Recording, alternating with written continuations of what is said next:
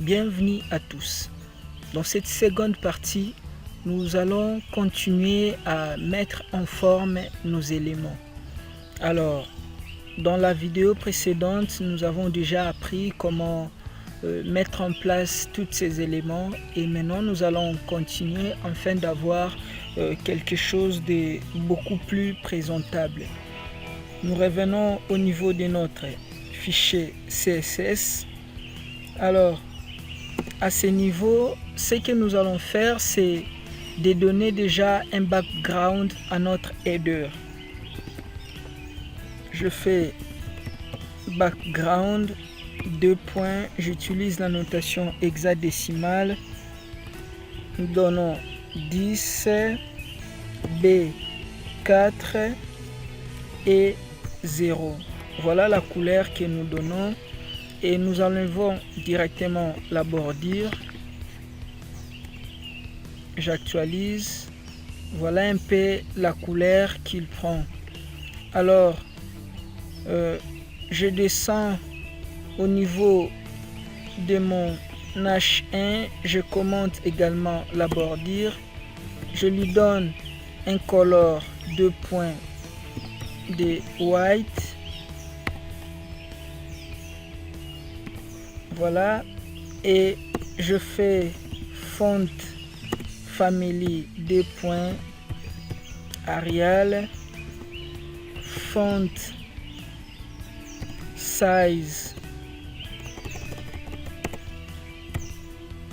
size je lui donne 45 pixels. J'actualise. Voilà, nous avons quelque chose de beaucoup plus large. Je vais rajouter du padding. Je mets un padding de 10 pixels. La marge interne, bien sûr. J'actualise. Voilà. Voilà ce que nous avons au niveau de notre id. Alors, sans pour autant perdre du temps, nous passons directement au niveau de notre conteneur.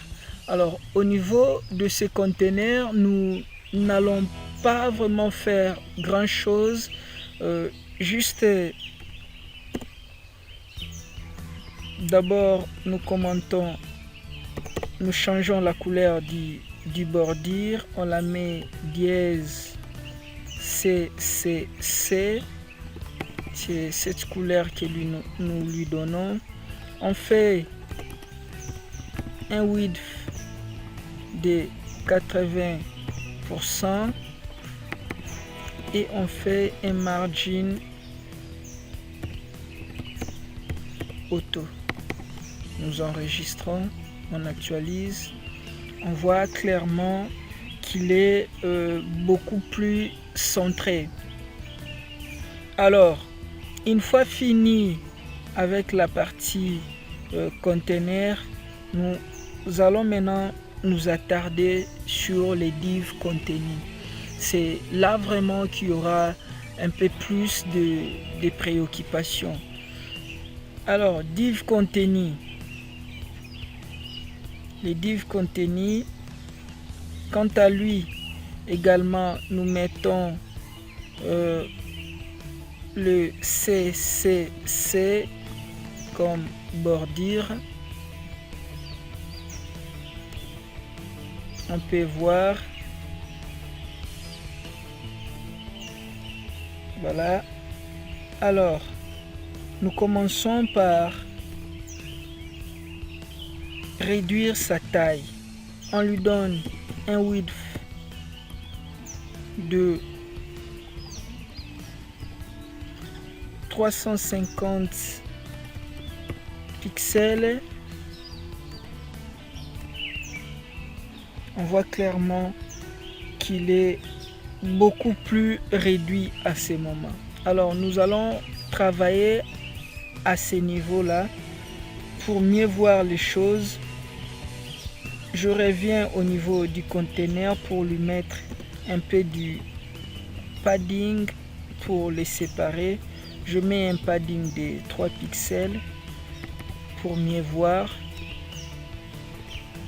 Voilà, ils sont un peu séparés, comme ça je peux mieux travailler. Je m'attaque directement au titre. Je mets en commentaire la bordure, je ne vais pas l'utiliser. Alors, texte, aligne 2 points, je les mets au centre.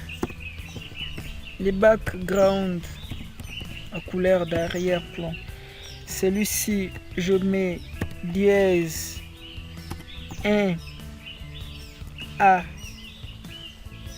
B C 9 C.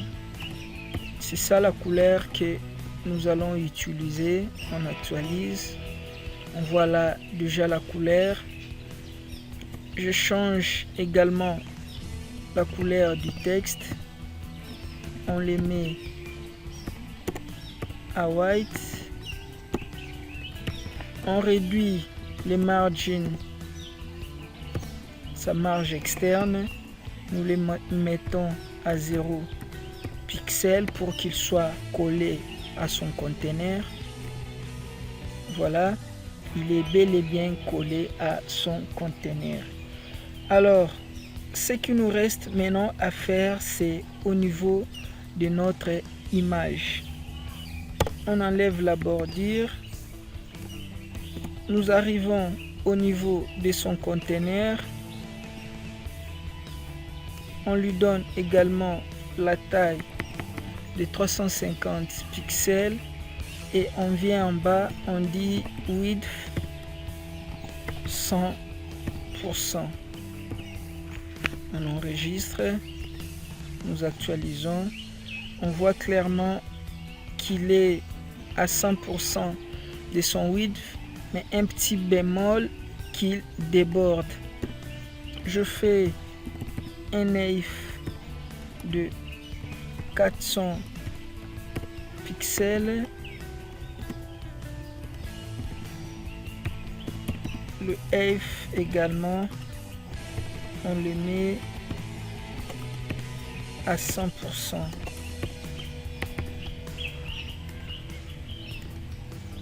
Voilà, il revient parfaitement bien. Alors, je peux un tout petit peu abaisser à 300. Là, je mets 300, j'enlève 50-50 partout. Là, 350. Comme ça, il sera moins. Voilà. Là, c'est parfait. Je peux retirer la bordure au niveau de mon image. Je n'en aurai plus besoin. J'actualise. Là, c'est vraiment parfait. Alors, ce que je dois faire, c'est de dupliquer cet élément. Je la sélectionne, c'est-à-dire je vais dupliquer div contenu. Je duplique mon div contenu, 1, 2, ce qui me fait 3 éléments. Je change les titres. Je mets ici Norda X56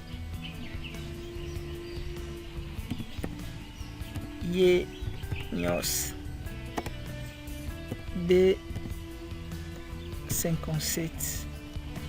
Alors je change pour mettre ici image 2. Là je mets image 3. J'enregistre. Je peux voir. Alors mes éléments sont bel et bien présents, mais ils sont disposés les uns en dessous des autres. Or moi je veux qu'ils soient les uns à côté des autres. Pour le faire, je reviens au niveau de mon div contenu. C'est à ce niveau. Il y a le div contenu qui gère tout ça. Je dois changer sa nature. Je mets display inline block. J'actualise. Voilà, on voit très bien que mes éléments sont disposés les uns à côté des autres. Ce que je vais rajouter, c'est maintenant le margin left. Margin left, 2 points. Alors, je lui donne 15 pixels.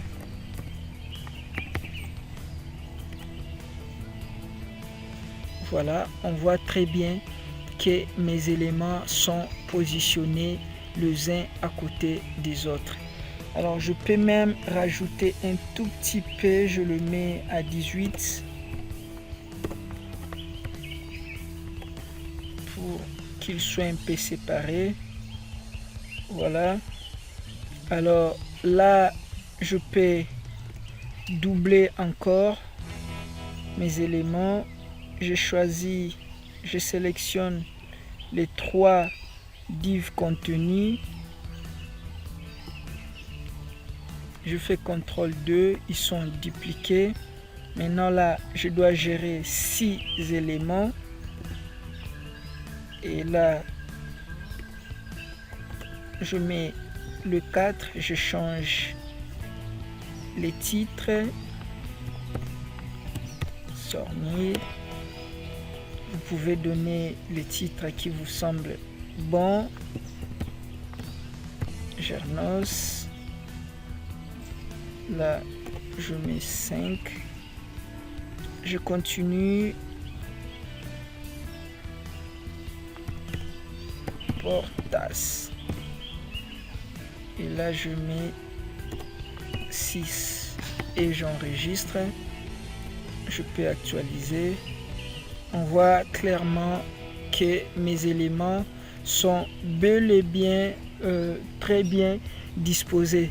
Alors, je vais faire quelque chose de si simple, c'est simplement de changer la nature du curseur une fois que je suis à l'intérieur de ces éléments. On voit là que la forme ne montre pas qu'il s'agit d'un élément interactif. Alors, je vais changer la forme de mon curseur. Pour le faire, je la gère au niveau du CSS. C'est au niveau du div contenu.